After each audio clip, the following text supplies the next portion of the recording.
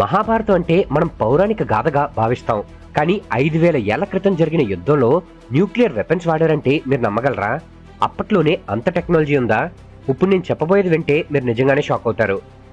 కేవలం 18 రోజులు జరిగిన కురుక్షేత్ర యుద్ధంలో 166 కోట్ల మంది చనిపోయారట. అంటే ప్రతిరోజు 9,20,00,000 మంది చనిపోయారు. ఇది ఎలా సాధ్యమవుతుంది?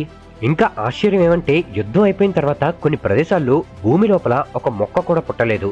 వందల ఏళ్ల పాటు సంతానం కలగలేదట.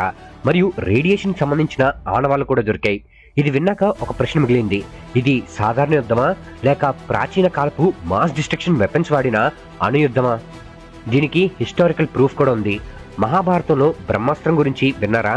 ఒకే ఒక్క బాణం 1000 సూర్యుల తాపం కలిగించింది. జుట్టు గోర్లు ఊడిపోవడం, భూమి పాడవడం, ఆహారం విషంగా మారడం. ఇది చదివాక మనకు ఒకే ఒక సంఘటన గుర్తొస్తుంది. Hiroshima Nagasaki. 1945లో అమెరికా వేసిన అణుబాంబు దాడికి వేలాది మంది క్షణాల్లో భస్మం అయిపోయారు. రేడియేషన్ వల్ల జుట్టు చర్మం ఊడిపోవడం జరిగింది. భూమి పండని స్థితికి చేరడం జరిగింది.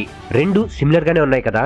దీన్ని మనం నిజమని నమ్మేలా కొన్ని తవ్వకాల్లో మొహెంజోదారోలో ఉన్న శరీరాలు, బూడిదగా మారిన మానవ మృతదేహాలు కనిపించాయి. అంతేకాదు ఇక్కడ భూమిలో అధిక రేడియేషన్ స్థాయిలు రికార్డ్ అయ్యాయి. ఇది కేవలం యుద్ధ ఫలితమా లేక అప్పట్లో యోధులు వాడిన ప్రాచీన అణుబాంబులా? అంటే మన పూర్వీకులు ఏదో గొప్ప టెక్నాలజీని ఉపయోగించే ఉంటారు కదా. మీరేమనుకుంటున్నారు? మా కమెంట్ బాక్స్ లో కమెంట్ చేయండి. మన ఛానల్ 50K మార్క్ కి దగ్గరలో ఉంది. అది ఎలా అయినా కంప్లీట్ చేసేందుకు మీ హెల్ప్ కావాలి. కాబట్టి కొత్తగా చూస్తున్న వాళ్ళు సబ్స్క్రైబ్ చేసుకోవడం మర్చిపోకండి. మీ సపోర్ట్ ఒకటే